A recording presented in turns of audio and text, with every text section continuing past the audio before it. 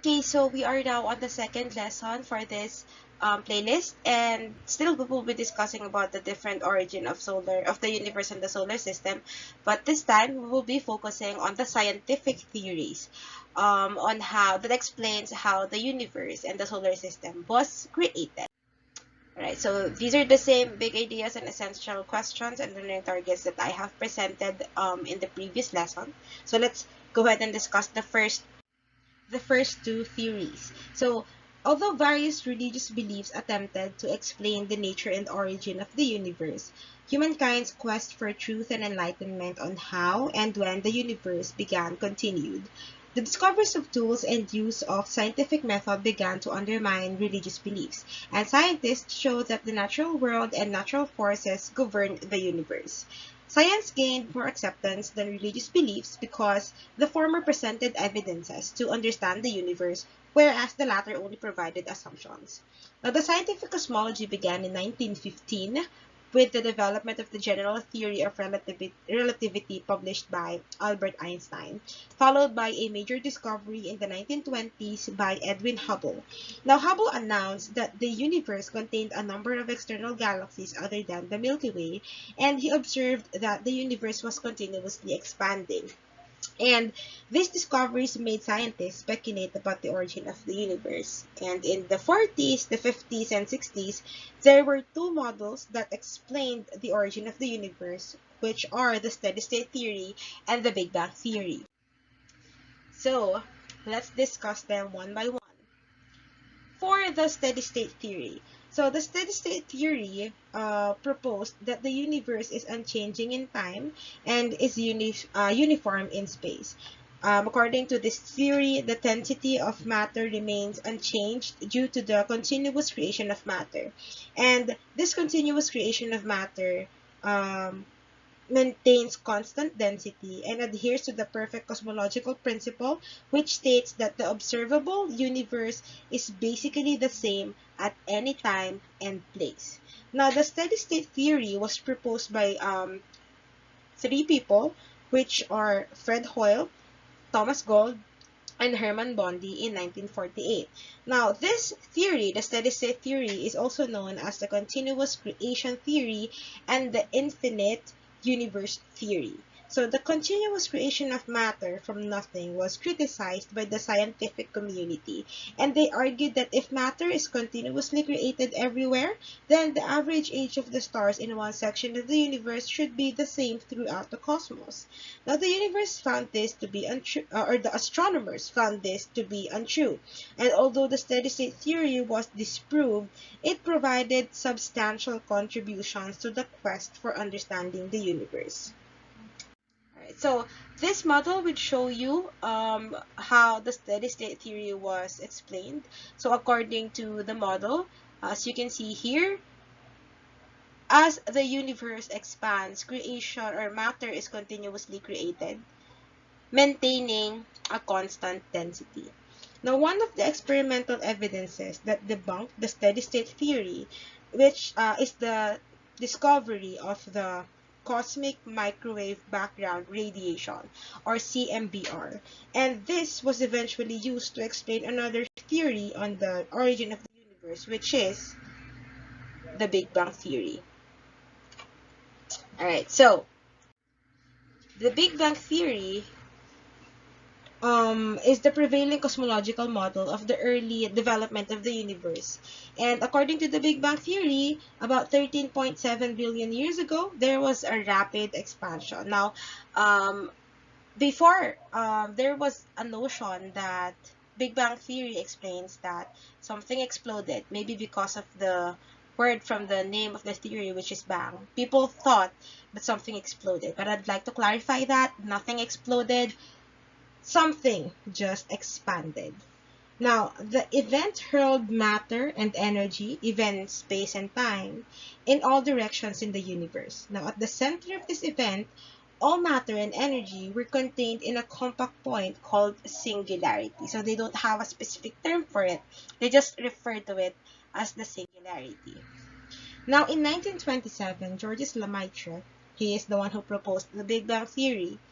He based these assumptions on Einstein's general theory of relativity, and on the simplifying assumptions of homogeneity, which is assuming that everything is equal at every point, and isotropy, which is again the assumption that everything is equal in every direction of space. So homogeneity and the isotropy of space. So the homogeneous and isotropic expansion of space within the context of general relativity was or are governed by the Friedmann equations formulated in 1922 by Alexander Friedmann. Okay, so I'll be showing you the timetable of the most important events when the Big Bang happened. Now, at 0 to 10 to the negative 43 seconds, it is known as the Big Bang era, wherein the temperature was considered to be infinite. So, in this event, infinitely small, infinitely dense, and infinitely hot something, a singularity, was there. And by 10 to the negative 43 seconds, this is known as the Planck time. The earliest known time that can be described by modern physics, and according to records, this is the time where gravity separates and unified forces include strong electromagnetic and weak grand unified theory. Next, we have at 10 to the negative 35 seconds. This is considered as the end of the GUT. So in this era, strong force separates. The unified force consists of electromagnetic and weak force, and also quarks and leptons form along with their antiparticles. Now at 10 to the negative 35 to the negative 33 seconds, which is known as the inflation era, the size of the universe drastically increased by a factor of 10 to the 30 to 10 to the 40, so that big. Next, at 10 to the negative 12 seconds, also known as the end of unified forces, electromagnetic and weak nuclear forces separate, none of the unified forces exist, and protons and neutrons start forming from quarks. That is followed by the heavy particle era, which happened at 10 to the negative negative 7 seconds. And this is described as the era wherein proton and neutron production is in full swing. Following that era, we have the light particle era, which happened at 10 to the negative 4 seconds. And this is the time when electrons and positrons were formed. At 100 seconds, this is one of the most important era, which is known as the nucleosynthesis era. Helium, deuterium, and few other elements were formed. Following that, at 380,000 years, or known as the recombination era, matter and radiation separate.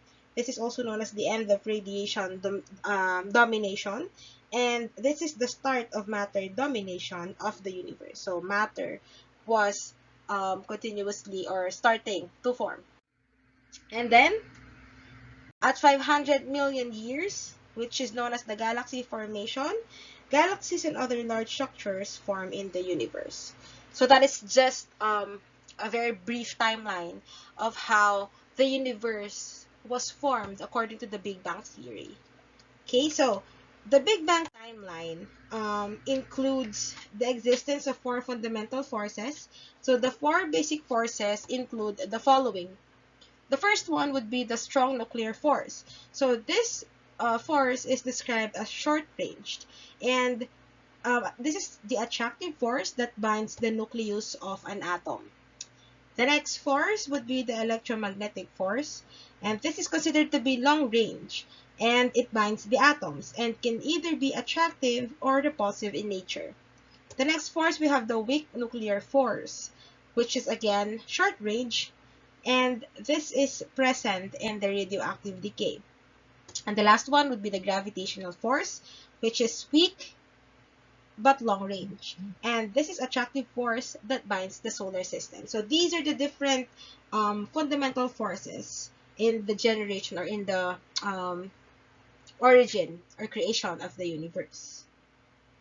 Okay, so what are the evidences that support the Big Bang theory? So of course, many people believe in the Big Bang Theory because it presented a lot of evidences. So as with any theory to become acceptable, there should be supporting evidences, right? Now, the evidences that support the Big Bang Theory include the movement of galaxies, the presence of the cosmic microwave background radiation, and the abundance of light elements.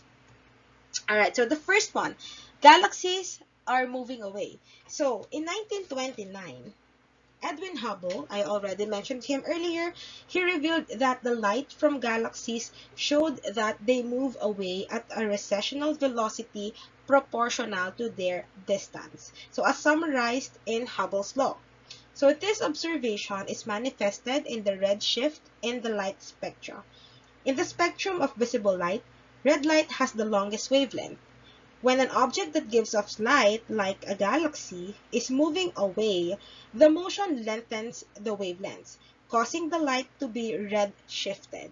It supports the expansion of the universe and suggests that the universe was once compacted.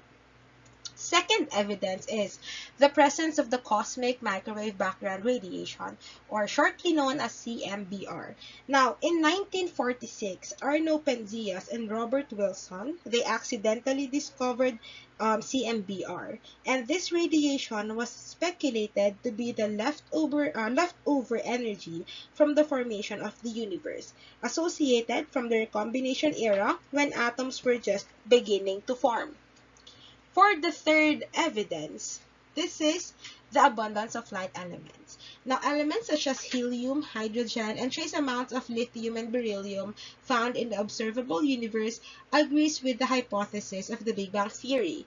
Their abundance is checked from the spectra of the oldest stars and gas clouds. The ratio of these elements matched with that was expected from the Big Bang nucleosynthesis. So those are the three evidences that made the Big Bang Theory the most acceptable theory on how the universe was formed.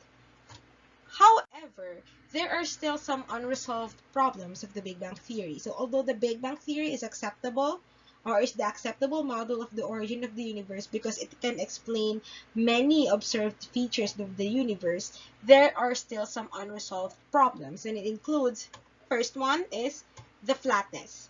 Okay, so the Wilkinson Microwave Anisotropy Probe, or known as the WMAP, revealed that the geometry of the universe is almost flat. However, according to the Big Bang Theory, the universe should exhibit curvature as time grows. The second problem is monopole. Now, the Big Bang Theory predicted the production of heavy, stable magnetic monopoles in the early universe. However, there were no magnetic monopoles that have been observed in the present. Third problem, horizon. So based on the Big Bang expansion, distant regions of space in opposite directions of the sky are so far apart that they could have never been in casual contact with each other. However, the evidence showing the uniformity of cosmic microwave background radiation temperature suggests that these regions must have had contact in the past. So these are the different problems of the Big Bang Theory.